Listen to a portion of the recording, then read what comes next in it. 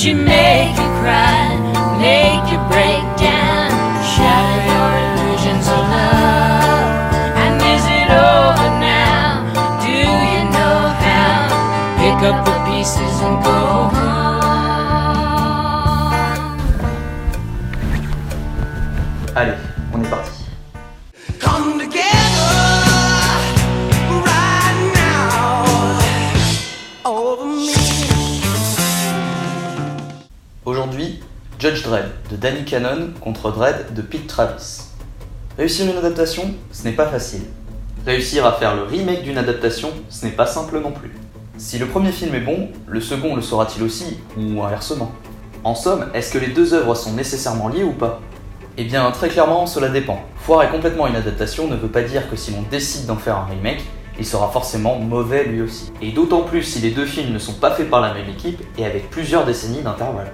Mais pourquoi tout ce charabia? Simplement pour dire qu'aujourd'hui, dans ce hors-série, nous allons parler d'une adaptation et de son remake, et que nous allons sans scrupule prendre le temps de les comparer et d'évaluer qui de l'adaptation ou du remake est le plus agréable à visionner. Enfilez vos casques et enfourchez vos motos, nous partons pour Mega City 1.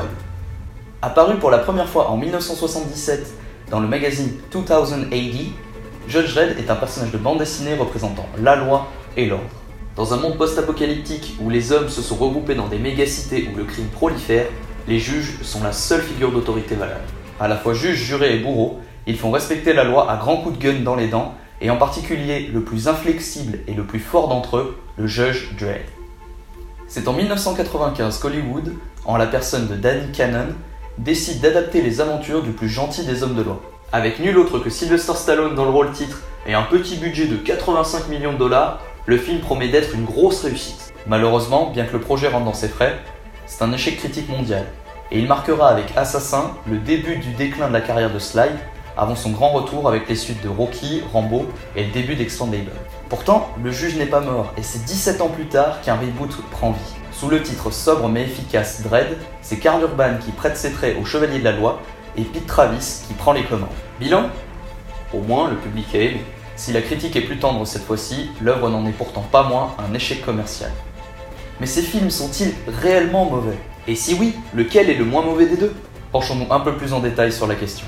Sous ses airs très sérieux et très magistral, on pourrait penser que Judge Dredd promet d'être un immense blockbuster, avec beaucoup de spectacles, un scénario très convenu et des acteurs juste comme il faut. 5 minutes, 5 petites minutes et vous comprendrez à quel point vous vous êtes planté. Même si les décors et les costumes sont somptueux, d'autant plus pour l'époque, on se rend compte très rapidement que ce n'est que de la poudre aux yeux qui cache un scénario particulièrement bancal et des acteurs qui sont complètement à la masse et qui surjouent le serious business à 200%. Avec une magnifique palme d'or pour Sly et Armand Assante. Là où cela devient encore plus dommageable, c'est que dans le comics d'origine, le Judge Dredd ne quitte jamais son casque, qui participe d'autant plus à la légende du personnage, qui est donc le bras armé et sans visage de la justice. Une véritable déshumanisation qui forme tout le côté badass du personnage. Et dans Judge Dredd le film, le casque disparaît après le premier tiers de l'œuvre. On ne suit pas les aventures du juge, on suit les aventures de Stallone qui est déguisé en juge. Et ça, niveau adaptation, c'est un peu le plantage. Du côté de Dredd, l'ambiance est tout autre. Cette fois, on laisse place à un univers urbain, certes moins joli, mais beaucoup plus réaliste. Ce qui pourra d'ailleurs déplaire à certains qui auront du mal à entrevoir le côté futuriste de l'œuvre originale dans ces environnements un peu trop actuels. Si on reste sur l'aspect artistique, on pourra également critiquer l'usage à outrance de slow motion, ainsi que le côté sanglant omniprésent, surabondant et il faut le dire très mal fait, présent dans chacune des scènes d'action du long métrage. Niveau écriture, c'est pas super non plus. Entre des pouvoirs psychiques sortis de nulle part, des génocides sans raison et des rebondissements cousus de fil blanc ponctués par des clichés de mise en scène vus et revus 1000 fois, on en a pour son argent. Seul point positif, le juge garde son casque du début à la fin, ce qui permet d'ailleurs de compenser avec son aspect faiblard par moment, qui fait parfois un peu trop ressembler à un simple flic de banlieue. Du coup, la question que l'on se pose, c'est comment comparer ces deux œuvres? D'un côté, on a un bon gros nanar, parce que oui, il faut le dire, à un moment, ça devient vraiment hilarant de regarder Judge Dredd, qui est une adaptation partiellement ratée. Et de l'autre, on a un mauvais film d'action, un peu trop proche de la réalité, mais avec un personnage principal qui tient à peu près la route vis-à-vis du comics.